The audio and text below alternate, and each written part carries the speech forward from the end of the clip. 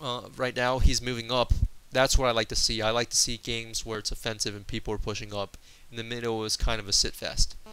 But wow, this can get interesting actually. His scout's actually moving up. He's completely behind enemy lines. At this point, he can do one or two things with a scout. He can leave his scout as kind of like a recon element to report the position of the enemy, kind of like using it as an officer. Or he can use the scout offensively and, like you see here, move behind. Oh snap! Let's see if we can take out this IS-1. He's a Panzerschreck scout. Yup, hull crushed. That was brilliant. His scout's definitely dead. Yep, the scout died. So that was a very interesting confrontation you saw there. The scout, yet again, a very cheap unit. The Panzerschreck makes him a little bit more expensive, but he's still cheap. Took out an IS-1, which is not a cheap tank at all. So it seems like throughout the game, the Germans have pretty much been winning the points battle. But his opponent did a smart move. He tried to prevent that from happening. He had a scout car with a machine gun escorting his tank. That's what you should always do when you buy a heavy tank like an IS-1 or a King Tiger or an IS-3. You should always have some sort of escort, whether it's an infantry escort or a light vehicle like an armored car. So that way one dude with an AT grenade can't mess you up. What makes a game like Men of War different from a game like Company Heroes is that the infantry are just devastating. Like, infantry truly are the backbone of this game. And from what I heard, the expansion packs the infantry are even more important. So infantry can do so much damage to tanks. You can have a flamethrower, you can throw an AT grenade, you can shoot out the treads, you can prime dynamite. All of those can take out King Tigers, except for the shooting out the treads part. So you really have to protect your tanks if you want to use them as asset. Alone, he's driving he's driving his Panther right up to destroy the hull. That's a strategy I use often. When you disable a tank, take it out, kill it, destroy the hull so it can't be repaired. As you can see on the map, you can easily tell whether tanks are repairable or not based on their color. If it's yellow, like in this case, it's still repairable. But if you can't see it, then it's not repairable.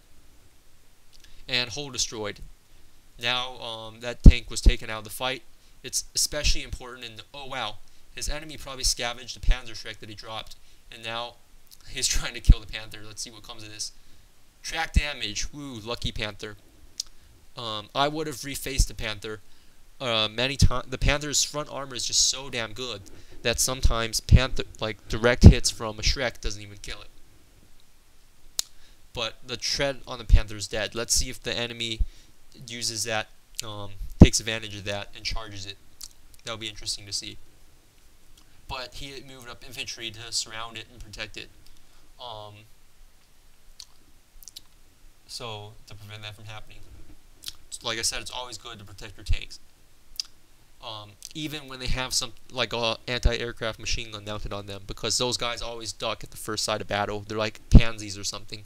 Even if it's like a tank crewman shooting a pistol at them, they'd still duck inside their tank. The tank crewman must be really scary or something. They probably yell insults or are wearing Halloween masks. Personally, if I was in a tank mounting a machine gun, I wouldn't be scared of some random officer wielding his pistol. But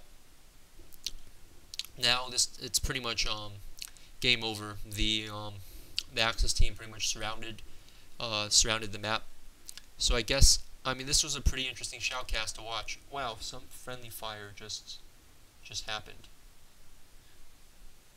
What was that?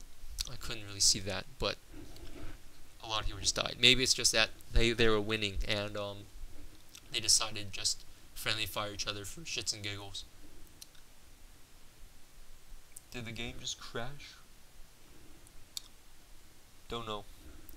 But okay, so the lessons I guess you learned was that if the enemy hides a lot of infantry in bushes, an officer artillery combo can work, or an officer Panzer IV-E combo in this case. Actually, it got kind of it's nice because it's very map dependent. Panzer IV-Es can work as quote unquote artillery in a pretty open map like this, or an open section of this map. If I was spectating the middle player, that might have been different, because there'd be obstacles preventing the Panzer IVe from getting to the target. The Panzer IV's arch is more significant than other tank cannons, but it's definitely not the same as a Hummel or any other artillery. But right, basically this game's over. Lessons you can learn: Panthers are sweet. Scout treks can be pretty effective. Officers can scout for dudes hiding in bushes so your guys don't get ambushed. And refund kicks no refunds ass. So this video actually has a couple more minutes on it, but I'm going to stop the shoutcast here because there's not much to see. It's pretty much game over.